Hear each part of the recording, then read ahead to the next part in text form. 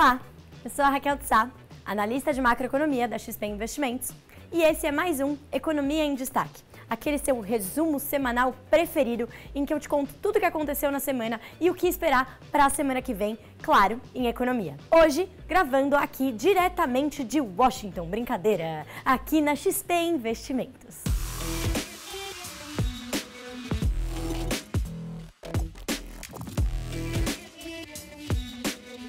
Começando do cenário internacional, obviamente que o grande destaque dessa semana foram as eleições presidenciais lá nos Estados Unidos. Do momento que eu vos falo, que é quando eu gravo esse vídeo aqui na XP Investimentos, o cenário está quase confirmado, mas ainda não está totalmente confirmado. Mas ao que tudo indica, a gente vai ter um cenário de vitória do Joe Biden, o candidato democrata, lá na Casa Branca, enquanto a Câmara dos Deputados continua com maioria democrata e o Senado continua com maioria republicana. Lembrando que essa demora toda, que parece uma eternidade para saber os resultados, principalmente quando a gente compara aqui no Brasil, né, que a gente vai lá na urna eletrônica e no final do dia a gente já sabe o resultado e o máximo que a gente tem é um segundo turno, ela se dá por três principais motivos.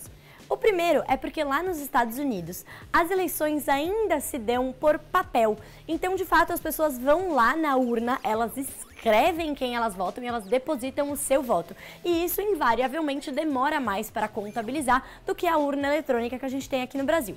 O segundo motivo é que o resultado das eleições americanas se dá via colégios eleitorais. Ou seja, não é que nem aqui que a gente tem o voto popular, quem ganhou mais de 50% levou.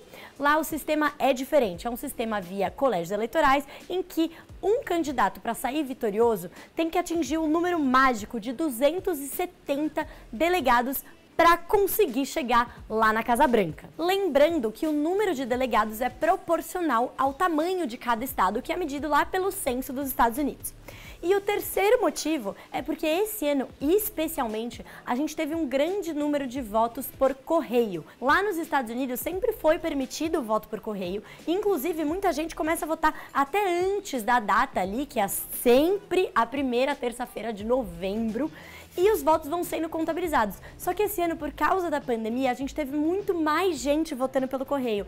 E a gente precisa o quê? Que os votos cheguem lá no lugar onde eles vão ser contabilizados. Então isso demora ainda mais um pouquinho. Se você ainda está com dúvida de como é que funciona todo esse sistema eleitoral americano, vai lá no meu Instagram que eu postei um vídeo explicando tintim por tintim. Diante desse cenário que se pinta, né, de Biden na Casa Branca e a maioria republicana no Senado, o mercado tem reagido de uma maneira bem positiva. E nessa semana a gente teve ganhos muito altos lá nas bolsas dos Estados Unidos, que acabou respingando aqui desse lado também. Isso acontece porque com um partido na Casa Branca, o outro partido lá com a maioria no Senado e o mesmo partido, no caso o democrata, com a maioria lá na Câmara dos Deputados, isso dá espaço para negociação. E aí, propostas mais radicais, como algumas esperadas por parte da ala do Partido Democrata, como a elevação substancial de impostos ou mesmo o banimento do fracking, que é um método de extração do petróleo de gás de xisto, elas parecem mais distantes. Enquanto isso, mais coisas aconteceram, né, lá nos Estados Unidos sem ser o cenário eleitoral. A gente teve reunião do Fed, que é o Banco Central americano. Eles não trouxeram grandes novidades, a taxa de juros continuou a mesma, o programa de estímulos, né, de compra de ativos continuou o mesmo, mas em sua declaração, o presidente da instituição, né, o Jerome Powell, ele se mostrou bem preocupado com a possibilidade de uma segunda onda de contágio pelo coronavírus que está acontecendo lá na Europa atinja também os Estados Unidos, principalmente agora que o país está se aproximando do inverno. Diante disso, ele falou que a sua equipe lá no Fed está analisando a possibilidade de aumentar os programas de estímulos. Então, quem sabe aumentar ainda mais a compra de ativos diante da preocupação do que isso pode ter de efeitos na atividade econômica e na recuperação que a gente está vendo nesse momento. Falando em recuperação que a gente está vendo nesse momento, tivemos também essa semana aí, no apagar das luzes, na sexta-feira, o dado de desemprego dos Estados Unidos, que veio melhor do que o esperado, levando a taxa de desemprego para 6,9%. Diante disso, segue aquela pergunta: o que vai acontecer com os Estados Unidos depois que cessarem os efeitos dos estímulos que, na verdade, já acabaram desde julho e principalmente se tiver de fato uma segunda onda de contágio pelo coronavírus no país. Enquanto isso, no resto do mundo, enquanto todo mundo observava atentamente o cenário eleitoral americano, também tiveram outras coisas acontecendo. Na zona do euro, a gente conheceu vários dados aí ao longo da semana que reforçaram a sensação de preocupação e cautela quanto à recuperação na região da Europa. E aí, falando em Europa como um todo, a gente teve também reunião do Bank of England, que é, no caso, o Banco Central lá do Reino Unido. Ele também não trouxe novidades em relação à sua taxa de juros, que permaneceu aonde estava, bem baixinha, mas ainda não em território negativo. Mas a grande surpresa veio de um aumento substancial do seu programa de compra de ativos. Então, como você pode notar, estão todos os bancos centrais continuando nessa toada de expansão monetária e estímulo monetário para tentar conter os efeitos do coronavírus. E por fim, lá na China, a gente teve dados essa semana que basicamente confirmaram que a gente não pode mais falar de recuperação na China. O cenário agora é de crescimento.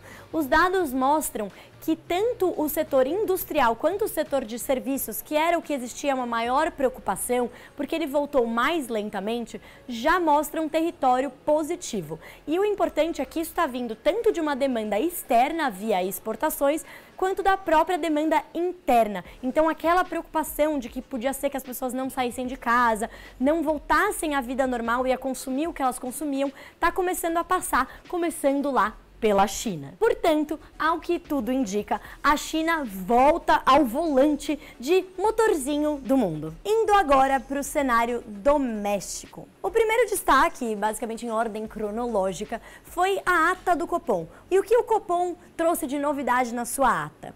Ele seguiu dizendo que manterá a estratégia de forward guidance, que é quando ele fala o que ele vai fazer lá na frente para poder balizar as expectativas também dos juros futuros. E também reiterou que a sua taxa de juros vai permanecer em 2% até que as expectativas de inflação convirjam para a meta no horizonte relevante de política monetária, que significa daqui um tempinho, porque a gente tem que lembrar que a taxa de juros demora um tempinho para ter aquele efeito na atividade e, por consequência, na inflação. Então quer dizer que não teve nada de novo na ata do Copom? O ponto novo foi que eles detalharam um pouco melhor o que significa que o principal risco é o lado fiscal. Então, o que significa romper com o atual regime fiscal? É só romper o teto de gastos? Não, eles deixaram bem claro que se o teto de gastos for mantido nominalmente apenas, isso não vai adiantar.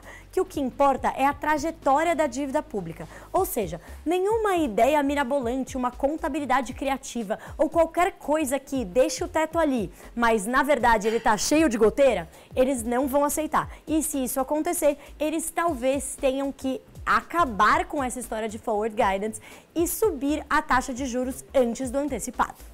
Falando em Banco Central, essa semana a gente também teve a aprovação pelo Senado da autonomia formal do Banco Central. Isso significa que o Banco Central ele vai passar a ser uma autarquia especial, que não está atrelada a nenhum ministério especificamente, e ele passa a ter o status de ministério. Seguindo a proposta legislativa, que ainda precisa ser aprovada lá na Câmara dos Deputados, então ela ainda não está valendo, o que ela propõe? Ela propõe que tanto o presidente do Banco Central quanto os diretores do Banco Central, eles continuem sendo indicados pelo presidente da República e sabatinados lá no Senado, mas que eles tenham um mandato fixo e esse mandato não coincida com o mandato do presidente da República. E por que isso é importante? O que tem a ver os mandatos dos diretores e do presidente do Banco Central com política monetária? Tem tudo a ver. Por quê? quanto mais independente, quanto mais livre para exercer a sua função técnica que for um banco central, mais credibilidade ele vai ter e menores as taxas de juros que ele vai precisar usar para, por exemplo, controlar a inflação ou vice-versa. O que importa é que mostra credibilidade, mostra que esses diretores que têm um mandato fixo não vão estar à mercê de pressões políticas, porque imagina só, sem mandato fixo, qualquer presidente pode falar: eu gostaria que você reduzisse a taxa de juros. Não vai reduzir a taxa de juros, então você está demitido. Para não sofrer esse problema, a gente coloca o mandato fixo e aprova o quê? A autonomia formal do Banco Central. Esse mesmo projeto, ele também inclui uma espécie de mandato duplo light para o Banco Central. E por que ele é light? Porque, na verdade, o que está sendo proposto na peça legislativa indica que o Banco Central vai ter um objetivo primordial de controlar a inflação e como objetivo secundário, na medida do possível, o Banco Central vai fomentar o pleno emprego. Então é mais ou menos um mandato duplo, mas a gente não vai ter ali uma meta do desemprego, assim como tem o FED. Saindo um pouco do território de política monetária, essa semana a gente também teve a divulgação da produção industrial referente ao mês de setembro. O que os dados mostraram é que a indústria continua crescendo de uma maneira robusta, trazendo um resultado de 3,4% no mês, comparado ao mesmo mês lá de 2019. Isso significa que a indústria já recuperou aquele território ali até o pré-pandemia e já começou a crescer. Isso está sendo muito levado pelos estímulos fiscais, monetários e creditícios. A indústria tem sido um dos setores que mais está se beneficiando de tudo isso e também do próprio comportamento da população, que tem trocado bastante o consumo de serviços pelo consumo de bens. Então é claro que isso foi uma notícia boa, mas pede cautela quando a gente pensar o que vai acontecer com a produção industrial no mundo pós-estímulos e no mundo pós-pandemia. Finalmente, o último indicador que foi divulgado essa semana, também no apagar das luzes aí na sexta-feira, foi o IPCA referente ao mês de outubro. O IPCA é aquele nosso principal índice de inflação.